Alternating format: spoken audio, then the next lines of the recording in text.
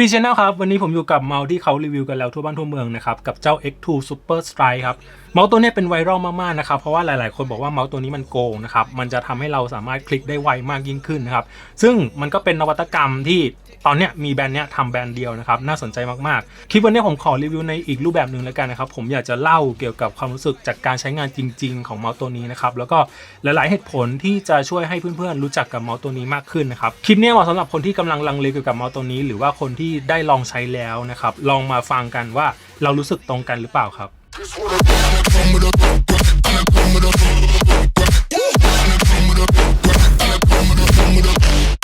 นี่คือหน้าตาของเจ้า Super Strike ครับซึ่งเราก็คงเคยเห็นแล้วนะผมคิดว่าเรื่องของรูปทรงครับเพื่อนๆคงรู้นะมันก็คือรูปทรงเดิมนะครับสิ่งแรกที่ผมอยากโฟกัสคือเรื่องของน้ำหนักครับอันนี้ผมจะชั่งกับตาชั่งจริงๆในตอนนี้นะครับสิ่งแรกที่ผมอยากจะโฟกัสคือเรื่องของน้ำหนักนะครับอันนี้ผมขอชั่งสดๆนะครับเจ้า Super Strike ตอนนี้อยู่ที่61.0นะครับผมขอเปรียบเทียบกับ Super Light 2นะครับ Super Light 2อยู่ที่61เนี่ยเพื่อนๆดูนะมันเท่ากันนะครับ2ตัวนี้หนักเท่ากันนะครับขอเปรียบเทียบกับอีกตัวหนึ่งนะครับ ATK A9 Air นะครับอันนี้เวอร์ชัน Air รีดได้อยู่ที่ 52.7 นะครับเรื่องของรูปทรงเท่าที่ผมดูแล้วรู้สึกมีความเหมือนเดิมนะครับมีความเหมือนเดิมเลยเรื่องของโครงเรื่องของความเว้าส่วนด้านขวานะครับมันมีเหมือนกับตัวเก่าเลยแล้วก็เรื่องพื้นผิวมีการเคลือบมาที่รู้สึกว่าไม่ได้เป็นประเด็นอะไรนะครับมีความฝืดพอดีนะครับเวลามือเหงื่อออกแล้วตัวเมาส์ไม่ลื่นนะครับผมคิดว่าน่าจะเป็นเรื่องของฟีดเมาส์ผมรู้สึกว่าเขาเปลี่ยนตัวเนี้ยมันน่าจะเป็นฟีดคอนโทรลนะเท่าที่ผมได้ลองใช้มันไม่ได้มีความลื่นมากนะครับถ้าเกิดใครที่อยากได้ความแบบลื่นหัวแตกผมคิดว่าอาจจะต้องเปลี่ยนฟีดนะตัวรับก็เป็นนาโนเหมือนเดิมนะครับไม่ได้มีการเปลี่ยนแปลงส่วนเรื่องของเซนเซอร์ตัวนี้ก็ใช้เป็น Hero 2เหมือนเดิมนะครับซึ่งเซนเซอร์ Hero 2ก็จะมีสเปคที่แรงกว่าเมาส์ตลาดทั่วไปอยู่แล้วนะครับค่า IPS เนี่ยเขาจะอยู่ที่888นะครับซึ่งก็จะมากกว่าพวก3950มันจะอยู่ที่750นะครับ Hero 2ก็ยังเป็นเซนเซอร์ระดับท็อปในปัจจุบันอยู่นะครับโอเคครับเรามาเข้าพาร์ทสำคัญเลยดีกว่าคือเรื่องของซอฟต์แวร์การตั้งค่าใช้ G-Hub นะครับซึ่งยังต้องโหลดลงเครื่องอยู่ยังไม่สามารถตั้งค่าผ่านเว็บได้นะครับกดเข้ามานะครับอันแรกเลยก็เราก็จะเจอเรื่องของการเซตค่า DPI เนอะแล้วก็มี preset สำหรับเกมหลายๆเกมด้วยนะครับอันนี้ผมคิดว่าข้ามไปดีกว่าแล้วก็ frame rate สูงสุดที่ 8,000 นะครับซึ่งก็ตามนี้ครับ 8,000 ไม่มีปัญหาอะไรครับ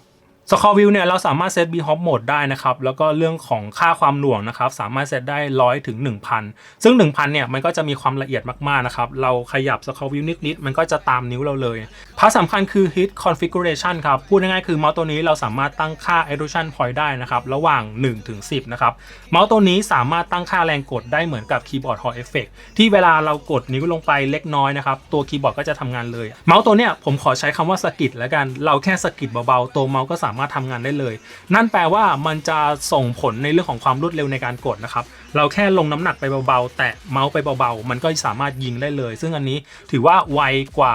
เมาส์ทั่วไปนะครับเพราะว่าข้างในเขาใช้เป็นสวิตช์แม่เหล็กเว้ยเขาใช้เป็นระบบแม่เหล็กอันนี้เป็นหน้าตาชิ้นส่วนที่อยู่ข้างในครับสังเกตว่ามันมีอะไรเยอะแยะมากๆเลยซึ่งเราสามารถเซตได้10 สเตจนะครับระหว่าง1 ถึง 10นะครับ1เนี่ยเราแค่แตะเบาๆพูดง่ายๆคือเราสามารถเขย่าตัวเมาส์แล้วปืนมันสามารถยิงได้ตามภาพนี้เลยนะครับผมลองเขย่าตัวเมาส์นะมันก็สามารถยิงลั่นกระสุนได้เลยนั่นแปลว่ามันมีความเซนซิทีฟมากๆนะครับซึ่งค่าตรงเนี้ยผมคิดว่ามันก็แล้วแต่ความถนัดของแต่ละคนเนาะแต่ต่างประเทศที่เขาแนะนำไว้นะครับก็จะอยู่ที่ประมาณ 2-3 นะครับอย่างที่บอกครับสวิตช์มันจะเป็นระบบแม่เหล็กนะครับเพราะฉะนั้นมันจะมีเรื่องของระยะการกดนะครับตรงเนี้ยมันสามารถแสดงได้นะครับว่าเราลงน้ำหนักไปเท่าไหร่นะครับอันนี้กดหนักอันนี้กดเบาซึ่งอันนี้ถือว่าละเอียดมากๆนะครับเป็นสิ่งใหม่มากๆในปัจจุบันนะครับซึ่งตรงนี้ครับเราสามารถเซตแยกได้ระหว่างซ้ายกับขวาหรือว่าทั้ง2ปุ่มนะครับอันเนี้ยผมแนะนำนะครับคลิกขวาเนี่ยควรจะเซต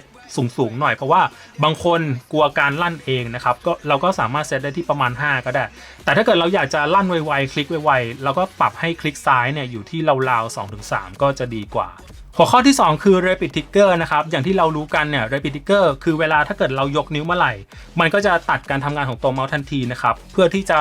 รอคำสั่งใหม่ที่เรากำลังจะกดที่เรากำลังจะป้อนไปนะครับซึ่งมันจะเหมาะสำหรับคนที่ชอบคลิกรัวๆคลิกเร็วๆคลิกรัวๆมันจะเหมาะกับบางเกมนะครับอย่างเช่นพวก Apex Legends เราจะชอบคลิกเร็วๆคลิกค้างๆใช่ไหมผมคิดว่าการเปิด Rapid Trigger จะช่วยได้นะครับมันจะทำให้เราคลิกออกคำสั่งได้ไวมากยิ่งขึ้นแต่ถ้าเกิดเป็นพวกTactical Shooter ผมก็แนะนำให้ปิดดีกว่านะครับพวกที่ยิงเป็นชุดยิงเป็นแท็บนะครับอันนี้ส่วนตัวผมจะปิดไว้นะ แล้วก็ไฮไลท์สำคัญคือตรงนี้ครับคลิกแฮปติกนะครับซึ่งตรงเนี้ย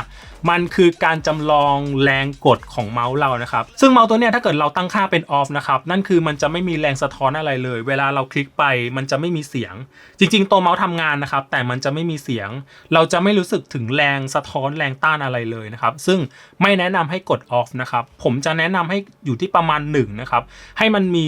เหมือนเป็นแรงต้านเล็กๆเนี่ยเวลาเรากดเนี่ยเราจะรู้สึกว่าเรากดตัวเมาส์แล้วนะอะไรประมาณเนี้ยแล้วก็จุดเด่นของสวิตช์แม่เหล็กนะครับมันจะไม่มีกลไกแบบพวกสวิตช์ออปติคอลสวิตช์แมคานิคอลนะครับมันจะไม่มีเสียงในการกดพูดง่ายๆนะครับซึ่งถ้าเกิดเราตั้งไว้ที่1เนี่ยเสียงการคลิกเสียงการกดมันจะมีความคล้ายๆกับเวลาเราใช้เมาส์ไร้เสียงเมาส์ไซเลนต์เมาส์เสียงแบบนั้นเลยนะครับฟีลลิ่งการดิดเด้งแบบนั้นเลยนะครับ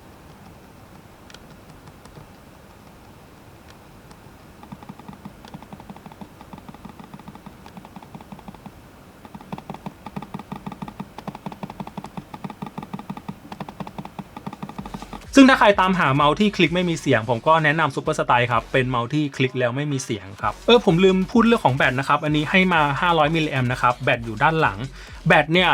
ตามข้อมูลนะครับถ้าเกิดใช้เครื่องเล่น 1,000 นะครับแล้วก็ปรับเรื่องของแฮปติกเป็น1น่ะแรงสั่นแรงกดปรับเป็น1เราจะใช้ได้ประมาณ90ชั่วโมงนะครับแต่ถ้าเกิดเราปรับสั่นแรงปรับที่ระดับ5เนี่ยเราจะใช้ได้ที่ประมาณ60ชั่วโมงนะครับอันนี้พลเรือน 1,000 นะครับซึ่งไอการสั่นเนี่ยมันกินแบตเหมือนกันนะครับยิ่งสั่นแรงเท่าไหร่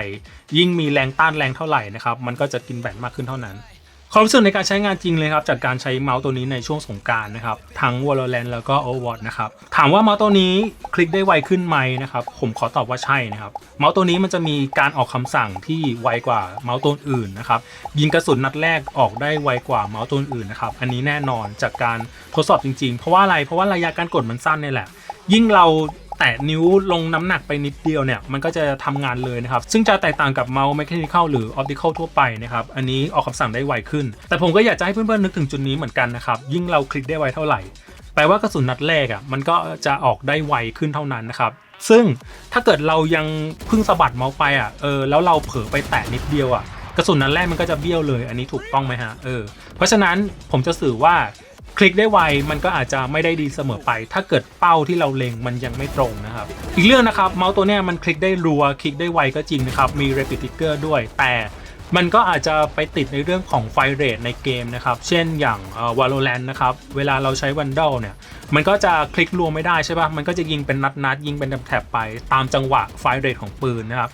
ซึ่งมันจะแตกต่างกับพวกอย่าง Overwatch นะครับเวลาเราเล่น Tracer อย่างเงี้ยกระสุนมันเร็วมากเลยนั่นแปลว่าเราอาจจะได้เปรียบในเรื่องของจุดนี้นะครับใครที่ควรจะเป็นเจ้าของเจ้าซูเปอร์สไลด์ตัวนี้ครับข้อแรกเลยผมรู้สึกว่าเมาส์ตัวนี้มีนวัตกรรมที่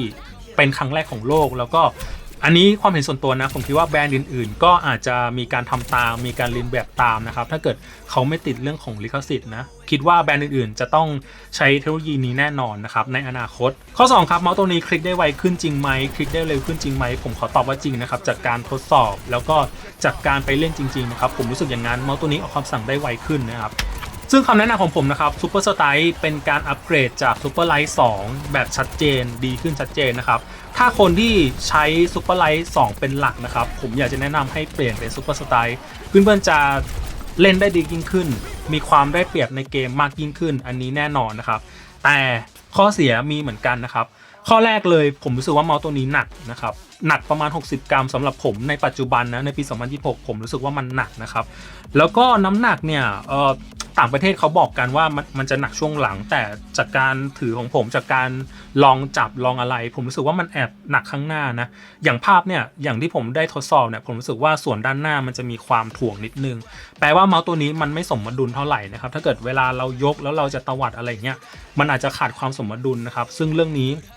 มันอาจจะเป็นข้อจำกัดก็ได้เพราะว่าข้างในเนี่ยชิ้นส่วนอะไรต่างๆมันเยอะมากนะครับมันก็จะส่งผลในเรื่องของน้ำหนักแหละแต่2ตัวนี้หนักเท่ากันนะครับอย่าลืมอีกข้อนึงครับอันนี้อาจจะเป็นความเห็นส่วนตัวของผมก็ได้ผมไม่ชอบฟีลลิ่งการกดของเมาส์ตัวนี้ครับอย่างที่บอกเมาส์ตัวเนี้ยมันจะจำลองการกดนะครับมันจะจำลองแรงสะท้อนแรงต้านเวลาเราลงน้ำหนักคลิกไปคือเมาส์ตัวเนี้ยมันจะไม่มีการกดจริงๆนะครับอันนี้ที่เรากดไปเราจะเป็นความสามารถของระบบมอเตอร์ข้างในนะครับที่ทำให้เรารู้สึกว่ามันมีการกดซึ่งผมมีความรู้สึกว่าฟีลลิ่งการกดมันจะมีความหนืดหน่วงๆนะครับแล้วก็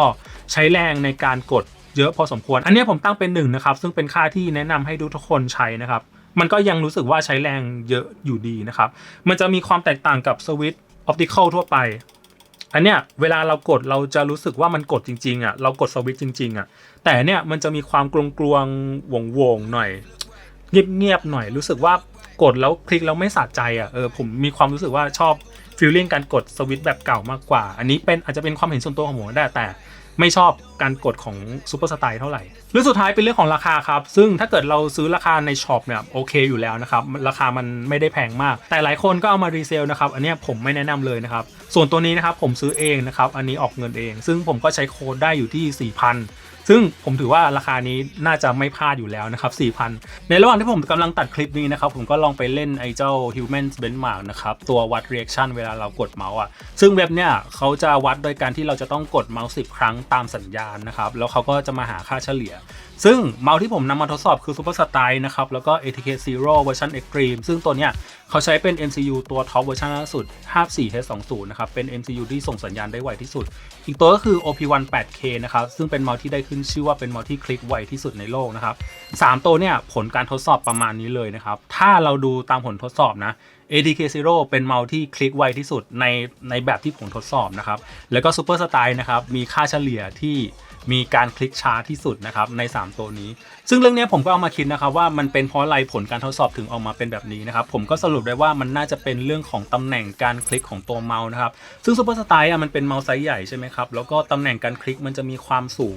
งกว่าเมาส์หน้าต่ำไทยโด่งอย่าง Zero ครับผมเลยได้ข้อสรุปว่ายิ่งตำแหน่งการคลิกของตัวเมาส์มีความใกล้กับแผ่นรองเมาส์เท่าไหร่นะครับปลายนี้ของเรามันจะเหมือนแบบสัมผัสได้ถึงจุดสิ้นสุดของการเคลื่อนที่ของนิ้วซึ่งอันนี้มันเป็นเรื่องวิชาการนิดหนึ่งนะครับแต่ผมเชื่อได้เลยว่าตำแหน่งการคลิกมี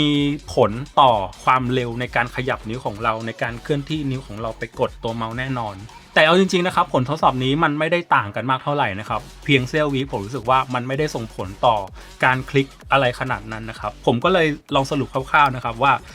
เจ้าซูเปอร์สไตล์นะครับมันคลิกไวก็จริงแต่ไม่ได้ทิ้งห่างเมาส์ตัวอื่นเท่าไหร่นักนะครับมันมีหลายองค์ประกอบนะครับเรื่องของเทคโนโลยีก็เช่นกันแต่เรื่องของรูปทรงเมาส์เรื่องของตำแหน่งการวางนิ้วการคลิกนิ้วของเรามันก็ส่งผลเช่นกันครับก่อนปิดคลิปครับผมฝากไว้อย่างนี้ถ้าเกิดคนที่เคยใช้ซูเปอร์ไลท์มาก่อนแล้วชอบรูปทรงของเขานะครับผมแนะนำให้อัปเกรดเป็นซูเปอร์สไตล์แต่ถ้าคนที่ไม่ชอบรูปทรงของ G-Pro ไม่ชอบรูปทรงซูเปอร์ไลท์รู้สึกว่ามันใหญ่ไปมันหนักไปผมก็ไม่แนะนำให้ใช้นะมันยังมีเมาส์ตัวอื่นที่เหมาะกับเพื่อนๆแน่นอนนะครับเทคโนโลยีตัวนี้ใหม่ก็จริงสร้างความได้เปรียบก็จริงแต่ผมกลับรู้สึกว่าเรื่องของรูปทรงสำคัญเป็นอันดับหนึ่งมากกว่าผมเป็นคนที่ไม่ชอบเมาส์ทรงนี้นะครับอย่างที่เพื่อนๆรู้นะครับผมจะชอบเมาส์ทรงแบนๆมากกว่าถามว่าเมาส์ตัวนี้มันจะเป็นเมาส์เมนของผมไหมขอตอบว่าไม่นะครับผมไม่ชอบทรงประมาณนี้ไม่ชอบความใหญ่แบบนี้ไม่ชอบน้ำหนักแบบนี้แต่ถามว่านวัตกรรมตัวนี้ดีไหมขอตอบว่าดีนะครับแล้วก็เดาว่าในอนาคตแบรนด์อื่นๆจะหันมาใช้เทคโนโลยีนี้แน่นอนครับเพียงแต่ว่าในปัจจุบันมันยังมีหลายข้อที่อาจจะไม่ถูกจริตผมนะครับรูปทรงไม่ถูกจริตผมน้ำหนักหนักไปไม่ชอบฟีลลิ่งการคลิกนะครับเพราะฉะนั้นซูเปอร์สไตล์อาจจะยังไม่เหมาะกับผมแต่ถ้าเกิดเพื่อนๆชอบทรง G-Pro แนะนำครับ Logitech X2 Super Style ครับ